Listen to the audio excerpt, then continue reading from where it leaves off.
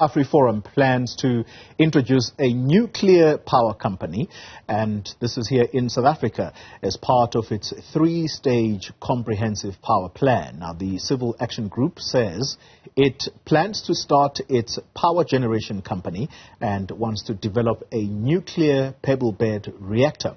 Let's speak now to the CEO, Kallie Kriel, who joins us via the virtual platform. Mr. Kriel, thank you very much for your time. Let's start with just how much interest have you garnered? You're saying that your organization is engaged in talks between local and international investors. How interested are they?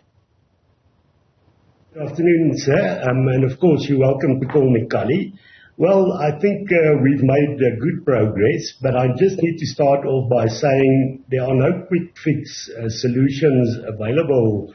There's nobody in the country or outside the country that can solve the problem that we have in an instant. It would be a process, but we need to come to the realization that Eskom would probably never be able to provide for all the electricity needs in the country. Of course, they will still play a role. And the question is then, how do you garner extra generating capacity and what is possible? And we are humble in the fact to say, well, let's just start on the short-term solutions while we're working on long-term solutions. So we've divided it into three phases. The one is simply to say many South Africans are now looking at solar panels, and there are many people going around installing them. So we had a task team to draw up guidelines on what are the best products available. We're also looking at finance solutions. This plan we will be able to announce within the next week. Then, of course, there's also legal action. We believe a short-term solution would be for NERSA to open up the grid and to get rid of the many regulations that there are. And that is a court case that we have. And then, of course, we realize Afriforum, and as I've said, nobody has the capacity to generate all the electricity needed. So you will need quite a number of institutions generating electricity. But what Afriforum can do is to put pressure to open up the channels, in this case with legal action, because for instance, if you take shopping centers that have roof space available, they will generate electricity for their own consumption. But if the market is open where they can provide for others, that will happen. And we believe in the short to medium term that will boost generating capacity. Then on the medium term, and this is also a reality, when you have municipalities that are not paying Eskom, you are also not going to have people that want to invest in electricity there because they would doubt if they get the money. And there's a good solution that is running well already in the Mafube municipality with Frankfurt, where rural company is a company of experts that are running the electricity system there, upkeeping the network, the municipal network, and making sure that they get the funds in for electricity to be paid, and then also paying over money to the municipality, their part, and to Eskom. And Frankfurt's going to be one of the first towns in the country to be load shedding free. Yeah. So there's the model, but of course now the hindrance is that many of these municipalities will not want to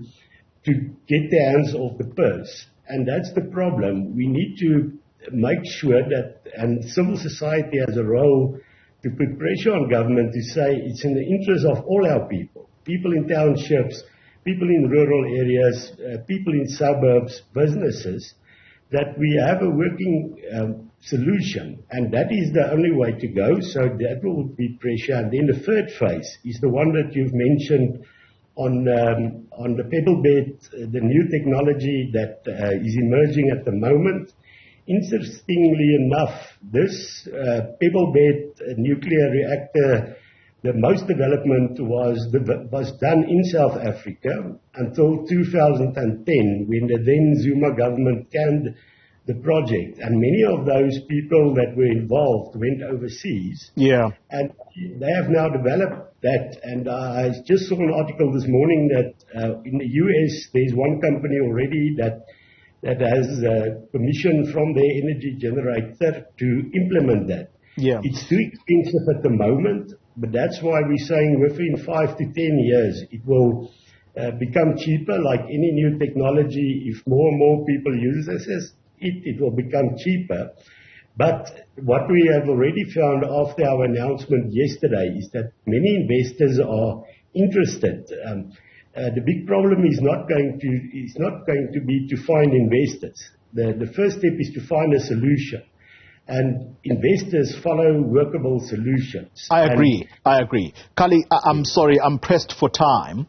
I need to put in two critical questions. You've said a mouthful, but very briefly, if you can, on these two elements. And I started off with the question about just how big an interest is there, both locally and in terms of foreign direct investment into what you are planning. The reason I'm asking you this is that you are an organization that said some time ago that you wanted to start a university, and indeed, you were able to deliver on that promise. There are people in South Africa with very deep pockets. I just want to understand, what kind of financial commitments are you getting already about starting off this particular company? Well, I think the one example is in Frankfurt. There's already commitments that were invested. But the fact is, no investor would now say, here is 5 billion invested for me. What we need to do is to make sure that if a municipality says, we are willing to go this route, you work out your business plan, and then you go to the investors. And I have no doubt that the investment will be there, even with regard to the bigger project of nuclear energy. That will, because we know in this country billions of rands are being paid by companies to Eskom for electricity generation, and people would be willing to invest because the future of their own businesses would depend on it. Yeah. People want to survive as a business, and if investment in energy is needed to do so, I have no doubt that companies will do so. Finally then, let's talk the NERSA fight that you want to embark upon. This is, as you say, to open up the environment. NERSA is the regulator of energy supply in the country. What do the rules say, or what do the laws say at the moment about someone who would want to start exactly what you are planning to do now, which is a separate electricity generating company, apart from Eskom? Yeah, what we are very happy about is the fact that the President last year announced that licensing would be done away with, that there would be no cap on generating capacity. But unfortunately, that has not been implemented. And just yesterday, I saw a story of a farmer that put up a 50 million rand solar power generation, and he has surpluses, and he wants to provide that back into the system, and he's not being allowed. So the indications are there that the President's announcement would be that the government would go that route. But unfortunately, we're not seeing it in practice. So our efforts would be to put pressure on the system because we're in a race against time, and we need to make sure that we open up the system as soon as possible. Kallie Kriel, CEO of Afriforum, thank you very much for your time, at least for the time being.